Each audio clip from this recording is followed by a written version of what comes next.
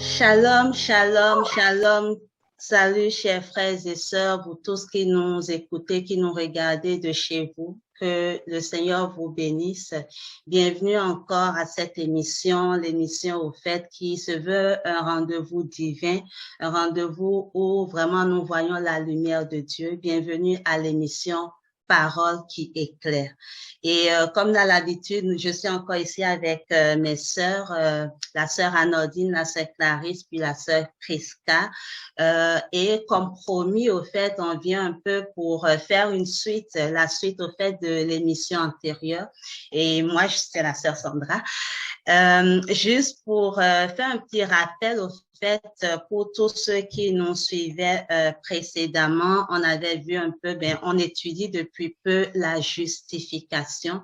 Et dans la séance dernière, on a vu comment est-ce que la sagesse de notre Seigneur Jésus-Christ a pourvu pour la solution pour aller extirper l'homme de cette condition misérable dans laquelle, au fait, il se trouvait.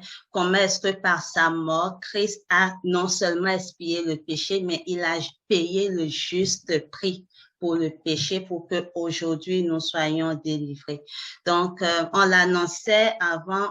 Aujourd'hui, au fait, ensemble, ce qu'on veut voir, c'est vraiment comment est-ce qu'on reçoit cette justification-là, l'œuvre de la justification. Comment est-ce que tout homme peut recevoir, au fait, ce don, cette grâce. Donc, nous sommes encore là ce soir pour en discuter avec mes sœurs et comme d'habitude, c'est vraiment une séance interactive dans la présence du Seigneur. Amen. Donc, mes sœurs, la parole est à nous. Comment est-ce que cette justification dont on parlait depuis déjà quelques semaines, comment est-ce qu'on la reçoit? Par qui, comment?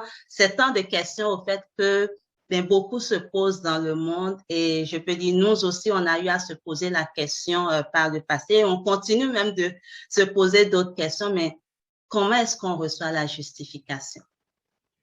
Je ne sais pas qui veut y aller en premier. Ok. Ben, je vais y aller. Amen. Que le Seigneur, en tout cas, nous guide. Amen. Je vais pas entrer en fait dans les définitions de la justification parce qu'on a déjà vu ça dans les séances précédentes. Okay. Mais ce que je veux dire, c'est que la justification est un élément dans le grand projet de Dieu. C'est-à-dire que Dieu, il s'assure, il assure le travail, il s'assure que le travail de la justification puisse aboutir à son objectif. De cette façon, on avait dit, l'objectif de Dieu, c'était que l'homme soit à son image et à sa ressemblance. Donc, Dieu, qui veut que l'objectif qui s'est assigné soit atteint, il va d'abord lui-même poser des actions pour emmener après l'homme aussi à poser d'autres actions qui pourraient comme l'emmener à procéder à rentrer dans la justification. Donc, les actions que Dieu pose, c'est d'abord la grâce. On pourrait le lire dans Romains. Amen. Romains 3, verset 24 à 25. Je vais le lire. Verset 24. Il est dit, et ils sont gratuitement justifiés par sa grâce, par le moyen de la rédemption qui est en Jésus-Christ. C'est lui que Dieu a destiné par son sang à être pour ceux qui croiraient victimes propitiatoires afin de montrer sa justice parce qu'il avait laissé impunis les péchés commis auparavant au temps de sa patience afin, dis-je. Je vais m'arrêter au verset 25. Pour dire que la grâce est d'abord l'action fondamentale que Dieu va poser. Ensuite, Dieu va encore poser une autre action. La deuxième action qu'il va poser, il va permettre que son Fils, Jésus-Christ, vienne. Permettre que le sang de son Fils, le sang qui est plus puissant que celui des animaux, coule, soit versé. Il va permettre d'abord ce sang-là. Et encore, il va permettre, la troisième action que Dieu va poser, c'est la résurrection de Jésus-Christ. Dieu va permettre la résurrection de Jésus-Christ. Et je dirais que le sang et la résurrection sont les moyens par lesquels, en fait, l'on parvient, en fait, à la justification. Donc, voici les 3 actions que Dieu va poser.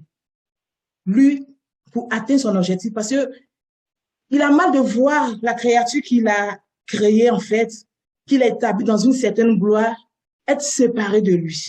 Donc, comme on a dit précédemment, là, que Dieu va pouvoir, par sa grâce, par sa sagesse, il va pouvoir un plan. Et il ne va pas laisser l'homme comme ça. Il va d'abord poser les actions. Comme je viens de citer, la grâce qui est fondamentale, parce que sans la grâce, personne ne pouvait parvenir à la justification. Donc, cette grâce va permettre que le sang de Jésus-Christ soit versé et Jésus-Christ puisse ressusciter. Parce que les 3 actions que Dieu va poser pour établir, je vais dire, les fondements même de la justification. Dieu, l'acteur, le second acteur va être l'homme qui est déchu, qui est séparé en fait de la présence de Dieu. Qu'est-ce que l'homme va venir jouer? L'homme aussi a je vais dire, il intervient en fait aussi dans le processus de la justification. Et son intervention va se situer à 2 niveaux. D'abord, la foi, c'est-à-dire l'homme va manifester de la foi. Et quand il manifeste la foi, c'est la foi en la mort et en la résurrection de Christ. Amen. L'homme va manifester la foi en la résurrection de Christ. On pourrait le lire dans Romains 3, 25. On a lu là, mais on pourrait quand même encore le lire. On dit, c'est lui que Dieu a destiné par son sang à être pour ceux qui croiraient, victime propitiatoire, afin de montrer sa justice parce qu'il avait laissé impunis les péchés commis auparavant. Amen. Dieu avait laissé les péchés commis, mais il a permis que Christ vienne. Donc, c'est la foi que l'on va mettre en cette résurrection de Jésus-Christ. C'est-à-dire, il va croire qu'effectivement, il était pécheur, et séparé de Dieu. Et Dieu a permis qu'il y ait quelqu'un qui vienne prendre sa place, mourir, pour comme lui donner, en fait, je vais dire, une nouvelle possibilité d'entrer en communion avec Dieu. Amen. Donc, l'homme va manifester la foi, va croire en cela, va procéder, va croire que c'est vrai. C'est pour ça que Jésus-Christ est venu. Et cette foi-là, elle est vraiment insuffisante. Parce qu'on a dit que, je veux dire, la justification, c'était un processus. La foi va permettre à l'homme de s'établir, en fait, de pouvoir retrouver, en fait, sa première gloire, c'est-à-dire être dans la présence de Dieu. Mais c'est pas fini, puisque c'est un processus. Ça, c'est le début du processus. Donc, en plus de la foi, l'homme va manifester les œuvres de la justification. On pourrait le lire dans Romains 4, pardon. Romains 4, à partir du verset... Non, on va le lire dans Jacques, pardon. Dans Jacques chapitre 2, verset 21 à 23. Je vais le lire rapidement, puis laisser la parole à mes sœurs. Je cherche Jacques, pardon. Jacques 2, verset 21 à 23. Il a dit, Abraham, notre père ne fut pas justifié par les œuvres. C'est Clarisse. Je te demanderai peut-être de... Ok. Merci. Désolée. Donc, je lis Jacques 2, verset 21. Abraham, notre père, ne fut-il pas justifié par les œuvres lorsqu'il offrit son fils Isaac sur l'autel? Tu vois que la foi agissait avec ses œuvres et que par les œuvres, la foi fut rendue parfaite. Ainsi s'accomplit ce que dit l'Écriture. Abraham crut à Dieu et cela lui fut imputé à justice. Et il fut appelé ami de Dieu. Donc, la foi, ça va nous établir, mais il faut encore plus pour atteindre l'objectif de Dieu, c'est-à-dire les œuvres de la justification. Peut-être qu'on aura l'occasion d'entrer encore plus dans les détails, parlons d'œuvres de la foi. Donc, je vais laisser la parole à mes sœurs, ne pas monopoliser la parole. Que le Seigneur nous bénisse. Amen. Amen. Tu es bénie, sœur Clarisse. Amen, amen. Sœur Anodine, sœur Prisca, je ne sais pas si l'une d'entre vous voulait y aller en... Et la sœur Clarisse a tout dit là. Amen. On va juste essayer de s'appuyer un peu sur ce qu'elle a dit. Donc, la question, c'est vraiment comment reçoit-on la justification? Et puis, j'aimerais qu'on lise 2 versets, dont le verset de Romains 3 que la sœur Clarisse vient de lire. Donc, dans le verset de Romains 3, on ne va pas le relire. Les téléspectateurs pourront peut-être le lire aussi chez eux pour confirmer ce qu'on va dire. Donc, on dit que nous sommes justifiés par la grâce. Donc, on demande comment est-ce qu'on reçoit la justification. Le verset nous dit que nous sommes justifiés par la grâce, par le moyen de la rédemption qui est en Jésus. Donc, la réponse à la question, c'est que nous sommes justifiés par grâce. C'est-à-dire que ce n'est pas le mérite de quelqu'un. C'est un don gratuit de Dieu. Et on dit par le moyen de la... Donc, quand on dit le moyen, c'est vraiment comme le véhicule qui est utilisé pour rentrer dans quelque chose. Le véhicule, en tout cas, le véhicule qui est utilisé, en fait. Donc, je ne sais pas si on me comprend, mais c'est un peu ça. C'est le moyen, en fait. Pas le moyen de la rédemption qui est en Jésus-Christ. Donc, c'est pas la rédemption qui est en Jésus, c'est le moyen qui est utilisé, en fait, pour recevoir, que Dieu utilise pour qu'on puisse recevoir la justification. Et le deuxième verset que je vais lire, c'est le verset de Romains, le chapitre 5, verset 1, qui dit « Étant donc justifiés par la foi, nous avons la paix avec Dieu par notre Seigneur Jésus-Christ. » Donc, dans ce verset, on voit que l'élément foi intervient. Donc, étant donc justifiés par la foi. Donc, tout à l'heure, nous avons dit que nous sommes justifiés par le moyen de la rédemption qui est en Jésus-Christ. Et ce verset nous dit que nous sommes justifiés par la foi. Donc, si on met ces 2 versets ensemble, en fait, ce que la parole nous dit, c'est que ce que ces 2 versets veulent dire quand on les met ensemble, c'est que nous sommes justifiés lorsque nous mettons la foi dans la rédemption qui est en Jésus. Alléluia. Comme la sœur Clarisse l'a dit, le Seigneur Jésus-Christ a fait une œuvre de rédemption. Le mot rédemption, en fait, quand on le cherche dans le grec, ça veut dire libération suite au paiement d'une rançon. Donc, le Seigneur Jésus-Christ, en fait, ce qu'il a fait, c'est que l'homme était condamné à la mort. Donc, la parole dit en fait le salaire du péché, c'est la mort. Donc, la dernière fois, on avait établi que tout homme est pécheur, donc on était condamné à la mort. Amen. Ce que le Seigneur Jésus vient faire, c'est qu'il vient prendre la place de l'homme. Il vient prendre la place de l'homme, en fait, il vient prendre la mort, en fait, le sort qui était réservé à l'homme. Le Seigneur Jésus-Christ vient, en fait, c'est comme tu es condamné à mourir, puis un bon samaritain vient et dit, au lieu que ce soit lui qui meurt, je prends sa place. Donc, c'est un peu ça que le Seigneur Jésus a fait pour nous. Il a pris notre place. Et donc, il nous a libérés de cette mort suite au paiement d'une rançon. Donc, il y a une rançon que le Seigneur Jésus a fait. L'œuvre que le Seigneur Jésus a fait, c'est pas gratuit. Le Seigneur a travaillé dans le sens que Amen. Quand je dis le paiement d'une rançon, en fait, c'est même pas de l'argent, ce n'est même pas de l'or, mais il s'est fait lui-même la rançon dans le sens que il est venu, il est mort lui-même. En fait, il est la rançon et il est en même temps le rédempteur. Alléluia. Dans le sens que c'est lui-même qui est mort pour nos péchés et le rédempteur, c'est lui-même qui nous En fait, c'est le prix qu'il a payé, en fait, la rançon, c'est lui-même, c'est sa vie qu'il a payé. C'est dans ce sens-là qu'on dit qu'il est la rançon.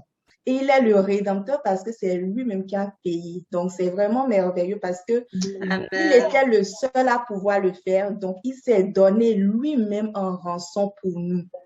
Donc, si on revient à notre verset de Romains 3, 24, nous sommes justifiés par le moyen de la rédemption.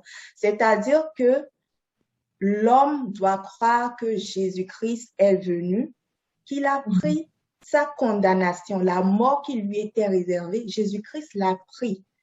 Et Jésus-Christ l'a pris comment? En mourant lui-même sur la croix.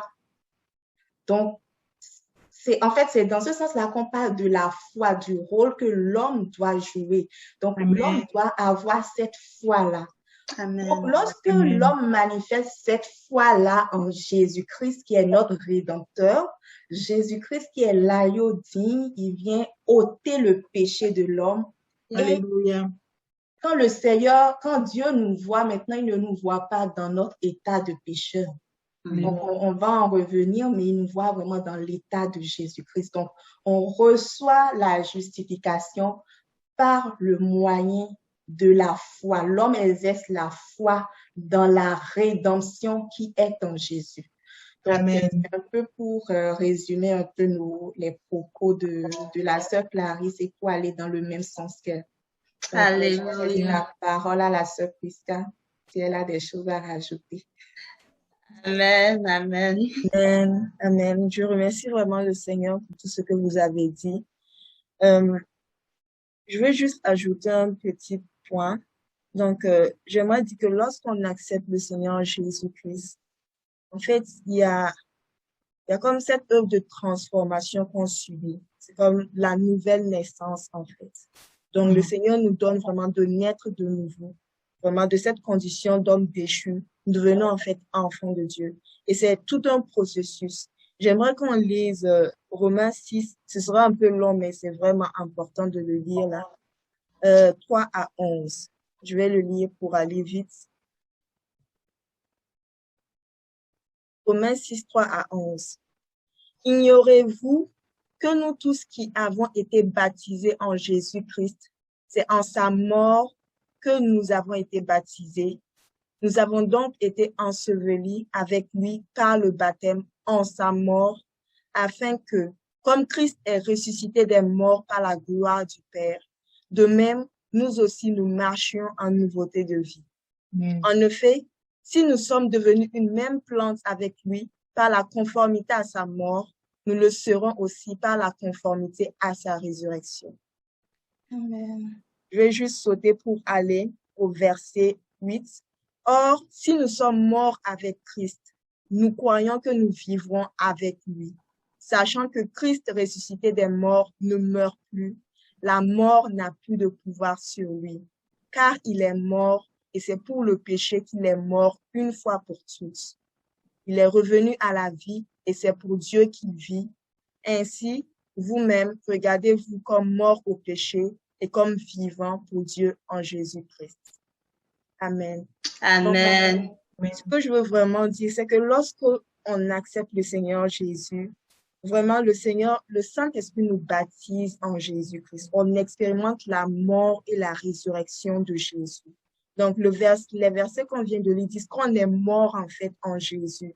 Donc, on est mort en lui, on est mort au péché. Comme tu l'as dit, il y a comme un transfert. Lorsqu'on accepte vraiment la parole, l'œuvre que le Seigneur Jésus-Christ a accomplie à la croix, nous expérimentons cette mort-là et nous revenons à la vie. Donc, comme Christ est mort, donc nous expérimentons cette mort en lui et nous ressuscitons avec lui de la même manière que lui-même l'est ressuscité. Et Colossiens 2, le verset 12 le dit. Je vais lire rapidement, ne pas prendre de temps. Colossiens 2,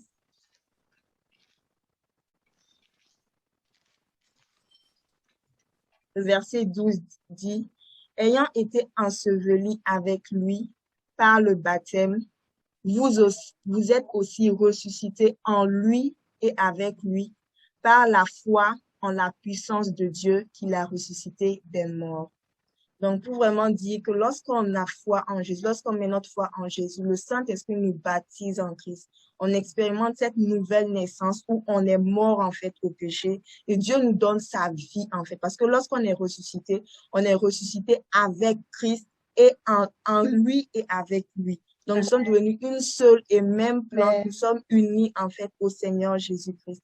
Donc, c'est vraiment très important de comprendre vraiment que nous sommes une seule plante. Nous avons vraiment la vie de Dieu en nous par cette foi-là. Parce que c'est par la foi, en fait, qu'on est sauvé. C'est par la foi. Parce que Jacques même le dit que personne ne peut croire, personne ne peut plaire à Dieu s'il n'a vraiment la foi. Personne ne peut vraiment s'approcher de Dieu et recevoir quelque chose s'il ne croit pas dans son cœur que Dieu, il est capable de le faire.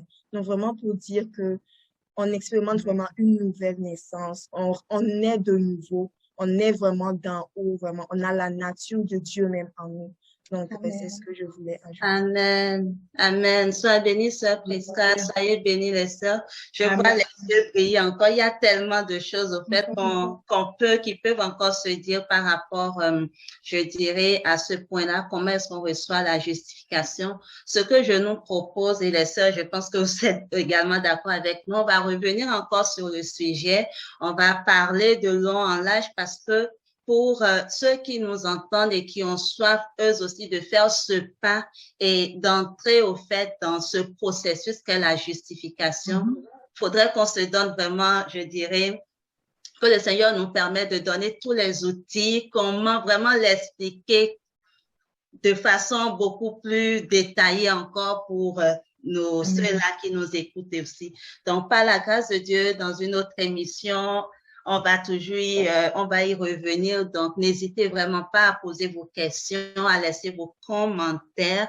La parole, cette parole que nous recevons, c'est elle la vie et elle nous éclaire vraiment. Amen.